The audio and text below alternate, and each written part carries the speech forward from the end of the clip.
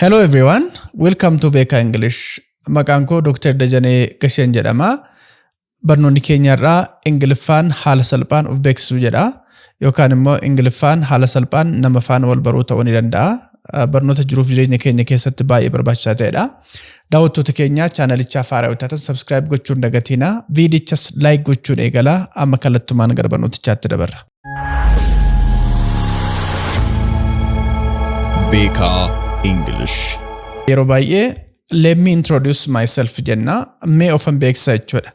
Let me introduce myself. Mee ofan beeksisa jechuudha. Let me jechuun mee akkasaa godhu jechuudha. Introduce myself jechuun immoo ofan beeksisa jechuudha. Kanaaf let me introduce myself yoo ta'an mee ofan beeksisa jechuudha.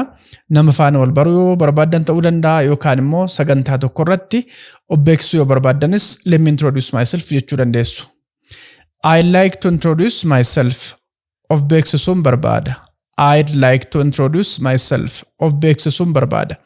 Kunis yeroo of beeksisuu barbaadan yookaan immoo nama funduratti yookaan sagantaa wayii funduratti of beeksisuu barbaadan I'd like to introduce myself jechuu dandeessu. I'd like to jechuun akkas gochuun barbaada jechuudha. Introduce myself in of beeksisuu waan ta'eef I'd like to introduce myself yoo ta'an of beeksisuun barbaada jechuudha. Kun baay'ee formaalii kan ta'edha. Barnoonni keenya irraa formally warra ta'e irratti xiyyeeffata. Informal yookaan immoo alidilee kan ta'e viidiyoo kanaan dura isinii gadhiisa jira. Warri sana laallee yoo jiraattan duubatti deebitanii ilaaluu dandeessu. Kan biraan allow me to introduce myself jechuu dandeessu. Akkan of beeksisu naa eeyyamaa jechuudha. Allow me to introduce myself. Akkan of beeksisu naa eeyyamaa jechuudha. Allow me jechuun naa eeyyamaa jechuudha. To introduce myself jechuun immoo akkan of beeksisu jechuudha. Kun yeroo baay'ee haala naamusa qabuun fakkeenyaaf qophii adda addaa irratti namoota fuuldura dhaabannee please allow me to introduce myself yookaan allow me to introduce myself jechuun akkan of beeksisu naa eeyyamaa jechuudha. Kun eeyyama gaafachuu kallattiitiin ta'uu osoo hin taane gara caalu haala politeness qabu yookaan immoo haala naamusa gaarii qabuun nama fuuldura dhaabannee of beeksisuu keenyaaf itti fayyadamna jechuudha kanatti. May I introduce myself? Of beeksisuu danda'a? May I introduce myself? Of beeksisuu danda'a jechuudha. Kunis yeroo baay'ee may I introduce myself jennee waa jalqabna. Of beeksisuu danda'a? Mee of beeksisuu laata? Mee of beeksisuu laata? Jennee yookaan immoo of beeksisuu danda'ama? Naa eeyyamama? Itti fayyadamuu laata jennee carraasaa gaafachuu dandeenya. Kanaaf osoo of hin beeksisiin expressionii kanatti fayyadamnee haala salphaatiin of beeksisuu dandeenya jechuudha. Please allow me to introduce myself. Maaloo akkan of beeksisu naa eeyyamaa. Please allow me to introduce myself. Maaloo akkan of beeksisu naa eeyyamaa. Please jechuun maaloo jechuudha. Kuni naamusa agarsiisa. Allow me to introduce myself jechuun immoo akkan of beeksisu naa eeyyamaa jechuudha. Kanaaf namoota fuuldura dhaabbanne please allow me to introduce myself jechuun kunis naamusaan akkan of beeksisu naa eeyyamaa maaloo jennee of beeksisuu keenya agarsiisa. First, I would like to introduce myself. Dursa ofan beeksisa. First, I would like to introduce myself. Dursa ofan beeksisa. Kuni maal agarsiisa? Waa hojjechuuf deemtu yookaan waa dhiyeessuuf deemtu yoo ta'e first, I would like to introduce myself yoo jettan dursa ofan beeksisa. Isaa booda of beeksisee ka'een waa dhiyeessitu yoo taatan wanna sanan dhiyeessaa. Waa hojjettu yoo taatan wanna sanan hojjedhaa. Waa dubbattu yoo taatanis wanna sanan dubbadhaa jechuu keessan agarsiisa. I want to introduce myself. Of beeksisuun barbaada. I want to introduce myself. Of beeksisuun barbaada. I want to jechuun I'd like to jechuudha faana wal fakkaata. Synonymasiidha jarri suni. Wal fakkaatu jechuudha. Wal fakkii qabu kanaaf I would like to introduce myself jechuun of beeksisuun barbaada jechuudha. Kuni nama fuuldura dhaabannee yookaan nama tokko faana wal baruu barbaanna yoo ta'e I'd like to introduce myself jettanii yoo barbaadan maqaa keessan dubbachuu dandeessu. My name is XZ maqaan koo abaluu akkasii jettanii wanni jechuu ni dandeessu. I am here to introduce myself. Of beeksisuufan dhufe. I am here to introduce myself. Of beeksisuufan dhufe. Kun immoo I am here jechuun nan dhufee yookaan asan jiraa jechuudha. Bakka tokko of beeksisuuf yoo dhaabbattan yookaan bakka sana dhaqxanii of beeksisuu barbaaddu yoo taatanii I am here to introduce myself jechuu dandeessu. Of beeksisuufan dhufee of beeksisuufan as jiraa jechuu agarsiisa. To start, I am boonsaa hundee. Jalqabuuf ani boonsaa hundeeti. To start, I am boonsaa hundee. Jalqabuuf ani boonsaa hundeeti. Kunis waa jalqabuuf, dubbachuu jalqabuuf, waa ibsuu jalqabuuf, waa dhiyeessuu jalqabuuf dursitanii to start jettanii jalqabuu dandeessu. Jalqabuuf ani boonsaa hundeeti. Isin immoo maqaa keessan bakka buuftanii ani abaluuti jettanii wanna dubbachuuf deemtan, wanna hojjechuuf deemtan sana obarsitanii kaatanii itti fufuu dandeessu jechuudha. Let me tell you who I am. Sinittan of beeksisa. Let me tell you who I am. Sinittan of beeksisa jechuu dandeenya. Kuni gabaabumatti yookaan immoo eenyu akkan ta'e sinittan himaa, eenyummaa koo sinittan himaa jechuu dandeenya. Yookaan immoo gabaabumatti sinittan of beeksisaa yookaan immoo ofan beeksisamee sinitti jechuu ni dandeenya. Nama tokko faana wal baruu dandeenya ta'e keessumaa namoota hedduu fuuldura dhaabannee let me tell you who I am yoo jennu sinittan of beeksisaa yookaan immoo eenyu akkan ta'e sinittan himaa jechuu agarsiisa. I should introduce myself. Of beeksisuun qaba.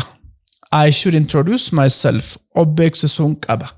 I should introduce myself jechuun immoo kutannootiin namni tokko of beeksisuu barbaada yoo ta'e yookaan namoota biratti of beeksisuu barbaadu yoo ta'e I should introduce myself jechuun of beeksisuun qaba mee ofan beeksisaa jechuu keessan agarsiisa. I am pleased to introduce myself. Of beeksisuu kootti nan gammada. I am pleased to introduce myself. Of beeksisuu kootti nan gammada.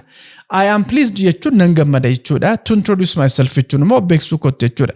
Kunis yeroo baay'ee wanna tokko gammachuun kutannoon wanna sanarratti hirmaattanii of beeksisuu akka barbaadan agarsiisa jechuudha. I am pleased to introduce myself jechuun sanaaf itti fayyadamtu.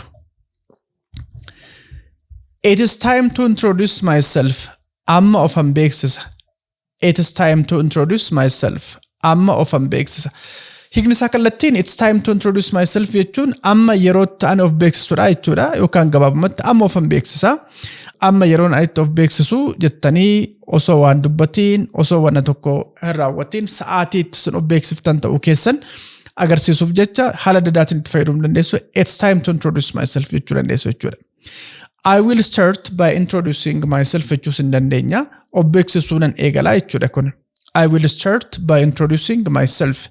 Of beeksisuunan eegalaa jechuudha. Kunis akkuma dursee isinitti hime yeroo baay'ee kan of beeksisuu namni tokko qophii tokko irratti waa hojjechuuf deema yoo ta'e, waa leenjisuuf deema yoo ta'e, interviewf ta'a yoo ta'e, yookaan nama fuulduratti waa gochuuf deema yoo ta'e, walumaa galatti dursee of beeksisa waan ta'eef I will start by introducing myself jechuun of beeksisuun wannan gochuuf deemu sana eegalaa jechuu agarsiisa. Before we start, I am yeroo keemboon. Osoo hin jalqabiin ani yeroo keembooni. Before we start, I am yeroo keemboon. Osoo hin jalqabiin ani yeroo keembooni. Before we start, or we can say before I start, I am yeroo keemboon. Osoo hin jalqabiin yookaan immoo before I start jechuus hin dandeenya. Ani yeroo keembooni jechuudha. Waan goonu sana, waan hojjennu sana, waan raawwannu sana osoon eegaliin maqaa koo durseen sinitti himaa jechuu agarsiisa. Kunis introduce gochuu yookaan immoo of beeksisuudhuma agarsiisa. I'd love to introduce myself. Of beeksisuun barbaada. I'd love to introduce myself. I'd love to, I'd like to jechuun walba fakkaatu. I'd love to xiqqoo ishee jabaata baay'ee fedha qabaachuu keessan wanna sana jaalachuu keessan agarsiisa. Kanaaf of beeksisuun barbaada jennee fedha guddaa fi jaalala guddaatiin of beeksisuu akka barbaannu agarsiisa kunis. I'll start with a short introduction. Gabaabsee of beeksisuunan eegala. I'll start with a short introduction. Gabaabsee of beeksisuunan eegala. Kunis akkuma dursee isinitti hime waa gochuu, waa hojjechuu, waa raawwachuu kiyya dura gabaabseen of beeksisee eegalachuuf I'll start with a short introduction jenna jechuudha. Akkas jennee kaane booda wanna barbaannu sana raawwanna jechuudha. Let me make an introduction of an beeksisa. Let me make an introduction of an beeksisa. Let me make an introduction jechuus dandeessu. Let me make an introduction jechuun of an beeksisaa, mee of an beeksisaa, mee of a beeksisuu jechuudha agarsiisa. I like to say a few words about me. Waa'ee koo gabaabseen dubbadha. I'd like to say a few words about me. Waa'ee koo gabaabseen dubbadha. I'd like to say a few words about me jechuun waa'ee koo gabaabseen dubbadha. Waa'ee koo gabaabseen sinitti himaa. Mee waa'ee koo gabaabseen ibsaa yookaan ofan ibsaa, ofan beeksaa jechuuf itti fayyadamuu dandeenya. Kunis self introduction keessaa expression yeroo baay'ee itti fayyadamna jechuudha. I am happy to introduce myself. Gammachuunan of beeksisa. I am happy to introduce myself. Gammachuunan of beeksisa. I am happy jechuun ani gammadaadha yookaan wanta tokkotti gammadeera jechuudha. Asirratti immoo to introduce myself jechuun ofan beeksisa jechuu waan ta'eef gammachuunan of ibsaa jennee wanta tokko fedhiif gammachuu tiin of ibsuu yookaan of beeksisuu keenya agarsiisa jechuudha. Kunis keessumaa fedhii fi kutannoo qabaachuu keessan agarsiisa of beeksisuu keessatti jechuudha. Barnoota kanarraa akka baay'ee fayyadamtan abdii guddaan qaba. Ammas chaanalichi subscribing goone yoo ta'e duubatti deebitanii subscribe gochuu akkasumas viidiyocha immoo like goone yoo ta'e like gochuu fi yaada qabdan commentiin nu qooduu hin dagatinaa.